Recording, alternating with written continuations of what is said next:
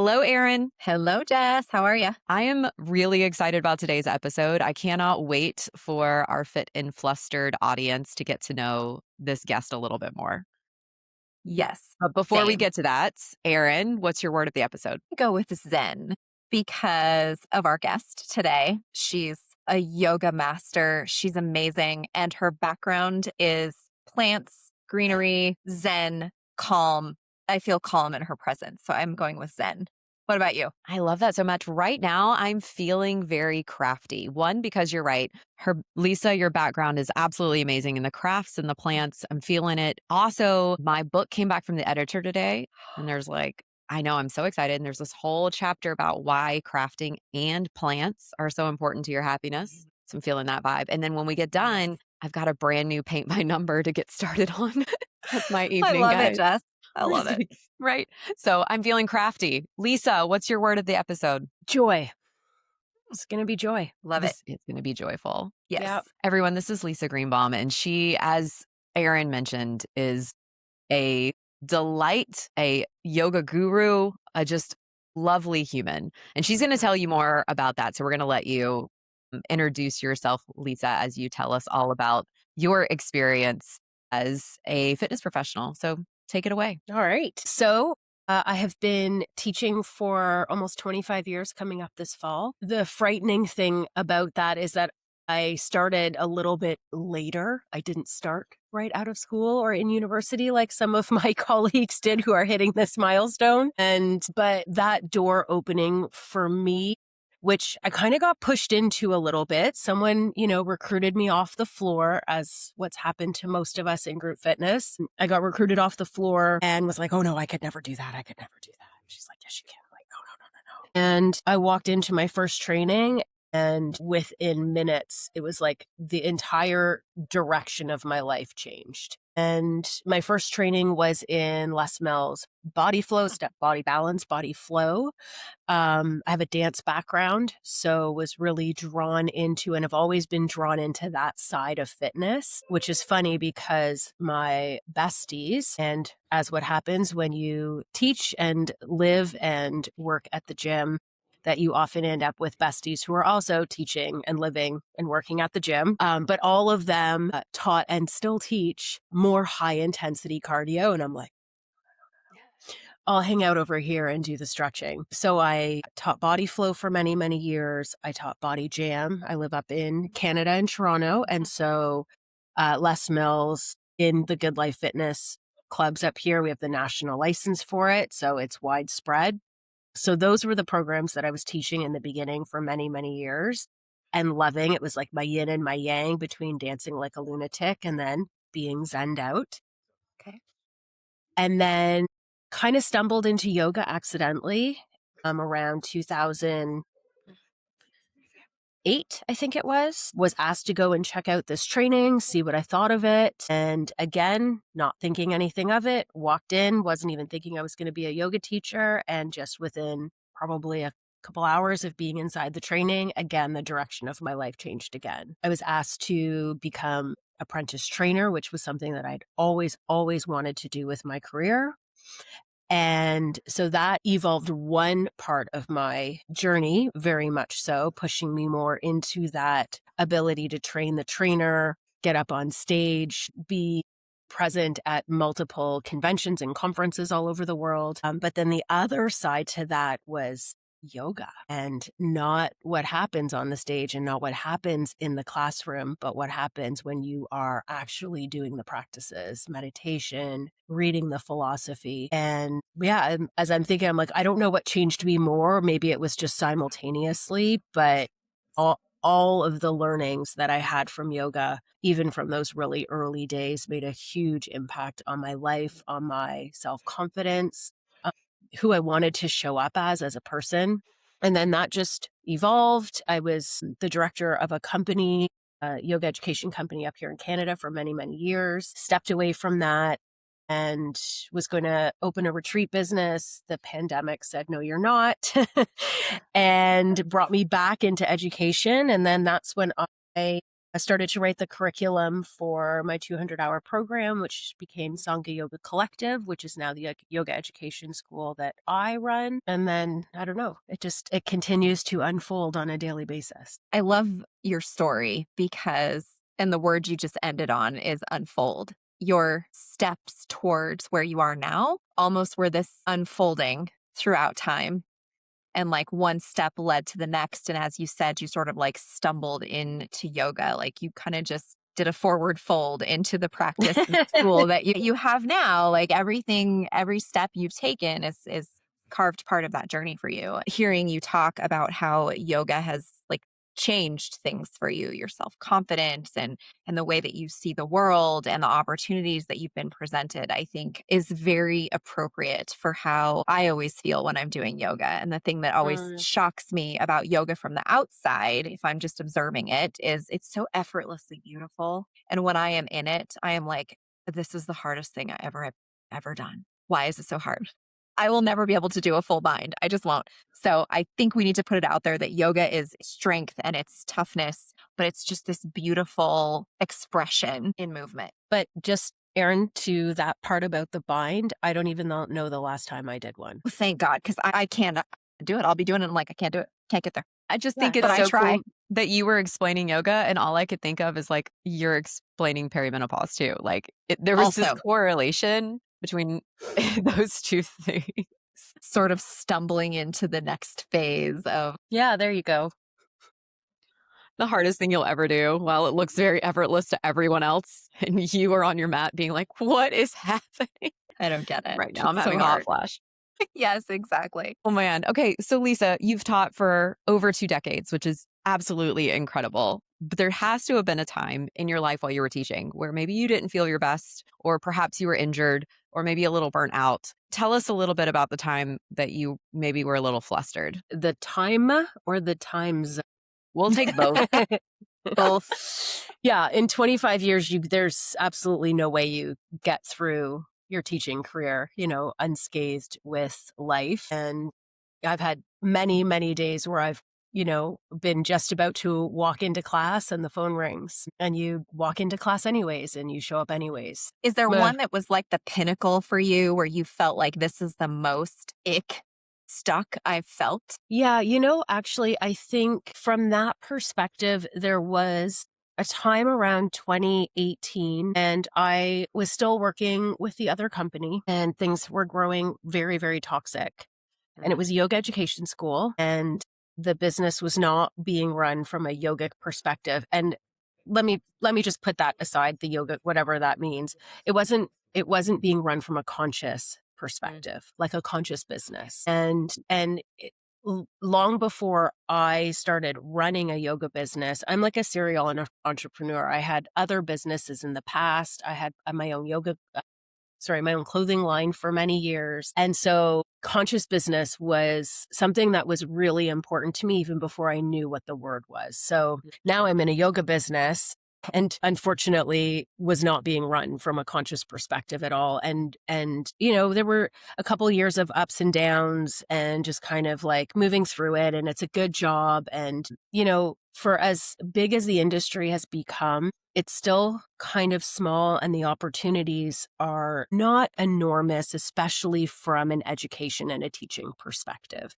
And so I kind of felt a little bit like I was kind of stuck between a rock and a hard place for a long time. But it really started to reach a peak in that sort of toxicity-ness. And, I'm literally at a training and we were, it was a trauma-informed intensive. So it was like, I think 6 days of trauma-informed training. We had this big group and we had a couple teachers come in and I had to show up. I'm literally in one room answering emails and like getting chewed out over something that had nothing to do with whatever we were doing at the moment. And then having to walk back into the room and pretend like I wasn't, disassociating or experiencing my own trauma. And so that was a big sort of aha moment to me that things needed to shift quickly. I just saw your dog run through. There's my Oscar. Hopefully, yeah, that would be Mango. And Yeah. So just how do you deal with teaching a program that's supposed to be zen and beautiful and healing when you're trying to manage your own stuff? Oh, but then there's that word that's called fitness professional. We talk about the mask a lot, that as a And fitness that's professional, the what mask you we put are. on in order to get the Yeah. mic on to get to the front of the Yeah. stage. And, and part of our role as teachers is a little bit of an acting role because professional, right? But what I have loved and what I continue to love about teaching yoga is that, and this is what I teach my students now too, it's a really, really important aspect of our program, is to teach authentically and to teach from our hearts. And so there's a way to do it where you don't just feel like a robot on stage, where you're not connecting with people, even if your life's falling apart, behind the scenes or, outside of the room, that there's a way that you can still show up for your students with integrity and authenticity. And that's really become a really important lifeline for me in my teaching now. I'm curious, Lisa, having gone through, because what a contradiction in terms that you experienced while you're at this trauma-informed experience and workshop and also being traumatized. I'm wondering if you, having gone through that, and you said it happened, a couple of other times in your life, if those experiences have all led you to a point that have allowed you to draw better boundaries and know when, like, this is what I'm willing to tolerate and this is what I'm not willing to tolerate. Absolutely. Absolutely. I think number one is I'm incredibly selective with the people that I want to work with and the people that I want to collaborate with. Sure. And so, having opportunities come up and seeing what's going on in the world, in the industry, and different things going on, and just recognizing that it's not just about following the title or following money. It's about making sure that I'm staying true to myself so that I can always stay in that space of integrity and authenticity. We're so lucky that we're selected. So No, thank you. Yes. Thank Yes. you Thank for you. letting us in. We won't traumatize you, I assure you. no, I don't think so. Look, I think the universe conspired because the first time I met Josh, we just went. And then the same thing happened Same with thing. Erin and it was hilarious how Erin and I met. And I didn't even realize that you two were connected. And then when Erin and I got connected, we were both on LinkedIn at the exact same time trying to add each other as connections. And I'm like, why is it showing up as an acceptance? I just sent, huh? So, the universe conspires to bring good people together. I think that's a great message for getting through this part of our careers, is like, you need a good girl gang. Like, if you're listening to this podcast, you need a girl gang. You need some people who understand what you're going through. To your point, Lisa, that teach like a variety of different modalities, come from different aspects of the fitness industry as a whole, but like people that you can turn to and have like an honest, good conversation with in a really authentic way. Without question. Yeah. Yeah. And like in a place that's psychologically safe, that allows you to be who you are without question and without judgment, but just showing up as the authentic person you are in whatever messy format that might be, whatever frazzled, flustered, fraggled state you show up in, like you're showing up human. Right. And authentic about it. And your girl gang is going to be like, I see you. And you are still a beautiful, beautiful masterpiece and work in progress. And two things can be true at once. Absolutely. I wouldn't have even made it through the last 5 years if what you just said wasn't true. So I think friendship's so overlooked. I think it's my friendship crew that has gotten me through all of these years. And I think that's one of the things that really drew me to work in this industry in the first place, was that when I first got into teaching, there's the community on the gym floor. And then there's a sort of a different community amongst the instructors and the trainers, right? And when I first started teaching, I was kind of at this strange point in my life. I just ended a really long relationship, and my friends were a little bit scattered. I didn't really have many friends at all. I don't even know that I really had any friends living in the city at all.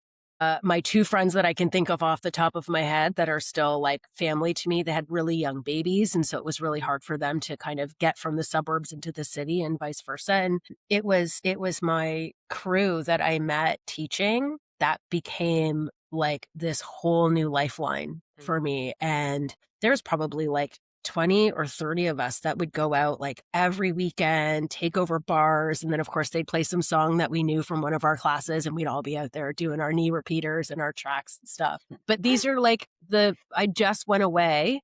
I just came back yesterday. So that's probably why I'm a little less flustered, because I'm still in vacation holiday mode. But the people that I went away with are part of that original crew. Mm-hmm. And we just went away to celebrate our 50th, or her 50th. We did my 50th last year in London. We did her 50th this year in Spain. But the group that we went with are part of the people from that original group of us all hanging out together 20, 25 years ago. So that is so cool. I mean, the fact that you guys are like traveling the world together. Yeah. After all these years, it's really a beautiful thing. Tell us a little bit too about what helped you. We a little bit about friendship. We've talked about that, but like what really helped you move through perimenopause and menopause while being an instructor? Did you kind of throw yourself into your yoga work?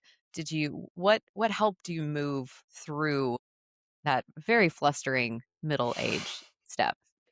There was so much stuff going on at the same time that it was hard to separate. And so the first thing that came up for me was insomnia. But I had also been having a lot of insomnia issues through those latter years with that other company because of the stress I was carrying. And so it was ongoing for years. And I had just sort of inexplicable pain that was kind of following me around for a really long time, that it wasn't until a good 6 months, I could actually sit and say, I don't think I've been stressed for a while. And then hold on, now I'm sleeping even less. The pain's still hanging out. That started to drive me to seek some different answers, because I was doing all the things that we're taught to do. I was trying to drink less alcohol. I was drinking lots of water. I was doing, the regular fitness. I was getting my yoga in. I was meditating. And I was trying to do all the things, and I'm like, why is it just not working anymore? And so it drove me to see a naturopath, and I lucked out with the woman that I met. She had just a lot of experience and knowledge. And so right away, so it was almost like within those early symptoms that she was able to start following me. And then I got knocked over in 2022 when I lost my husband. And so perimenopause, the trauma and grief from that, trying to build back from the pandemic and teaching, it all was just like this. I can't separate it out. It wasn't like I was just teaching and then I was having perimenopause symptoms, because I was having perimenopause through all of this. Wow. And so I would say definitely my yoga practice and meditation, and not the practice that we're talking about as far as getting binds done or getting specific poses, but breath practices, meditation, mantra work, hugely important for my self practice. Teaching actually has been always hugely important. Wandering in with a big coffee in my hand, which is basically how I show up to teach all of my morning classes, no matter how I feel. But some days I walk in and I'm like, guys, I'm extra tired, didn't sleep good last night, and they're like, okay, no problem. But then as soon as I turn the music on and I start breathing with them, it's like everything just shifts, right? Like there's just, our students give us so much back. So definitely, even though like I don't, sometimes getting to the class is the super hard part, but being in the class is hugely healing. And then my other fitness that I have to do, because you can't just do the same thing in fitness for 25 years. You're overusing your muscles. You're going to have, strain from just doing the same thing all the time. So making sure I'm getting my strength training and doing things for fun, and then continuing to see the naturopath and taking all the vitamins. Got to support that system, right? Yes. Awesome. Well, Lisa, tell us what you're over. What are you done with? I'm done with worrying what other people's thoughts and opinions are about me. I'm very done with that. That is so powerful. The idea of you're the only person now that you're trying to please. Yep. That doesn't mean that I'm like not trying to please my family or that. But yeah, I don't care what people's opinions are, other people's like, whatever they think that they're seeing on Instagram or think that they're seeing on not even that I post that much on Instagram, but like whatever their thoughts or opinions are about me or how I live my life, I don't care. Anyways. Erin, what are you over? What are you done with? It's something that sparked for me based on something Lisa said about, it's not about the pose, it's not about doing the bind, but once I get into the breathing, for me, what I'm over is overcomplicating movement and wellness and living well and, strategies that are purported to help us live longer, but are really just hustling in a different way and getting it all done before noon. Spinning us And out. I'm over that. I feel like there's this lack of recognition, or maybe we've forgotten that the basics still work. Like we need sunlight, and we we need movement, and we need water. We don't necessarily always have to do the bind to be better, right? Like sometimes it's about just centering the breath. And I'm just really over the overcomplication culture that we seem to have on, like the Instagram, and a lot of it's diet culture, a lot of it's wellness culture, but there are some fitness professionals that certainly do push a mindset of it's got to be hard, it's got to be miserable, and it's got to be complex in order to work. And scientifically, that's just not true.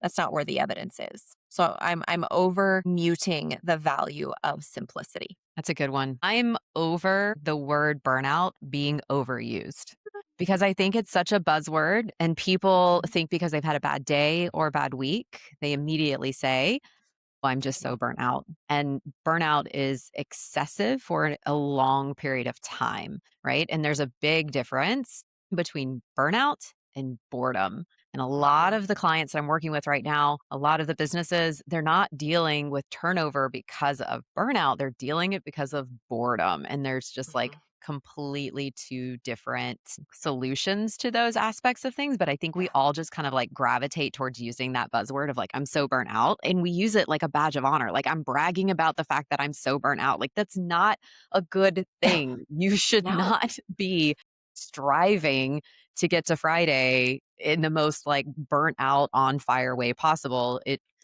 should feel there should be gratification in knowing that you did your work and you did your work well, but that you didn't do over amount of work. So I think there's some beauty to be found in the fact that you're not burnt out. Stop using the word. And if you're bored, that's okay. We can get past that too. I think that if people are using burnt out as a badge of honor, they've never actually been burnt out. Such a good point. Yeah, that's a very good point. Because they have no idea what it's like. I mean, burnout, if you get a paper cut, it feels like a machete took your arm off, like overstimulation. Yeah, I've been burnt out a few times. It's a really not fun place to be. And it's not just, I just need the weekend to sleep it off kind of thing. It's like, I need months, if not years, to reset my nervous system, which is what I've been working on for the last 5 years. Full circle moment. That's why you're so zen now. We've got it. Right? Yeah, more than 5, most of my life. But anyways. Lisa, where can people find out more about you? Sangha Yoga Collective.com is my website. So that kind of shows where to find me, I suppose, if I'm running workshops or retreats and trainings. And if you want to see random pictures of my cats and my travels, I guess Instagram, which is just at Lisa Greenbaum. And sometimes I post about yoga.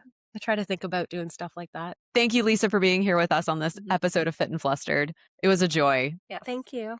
And Erin, as usual, thanks for being here, friend. Always. We'll talk to everybody later. See you next episode, guys. Bye-bye.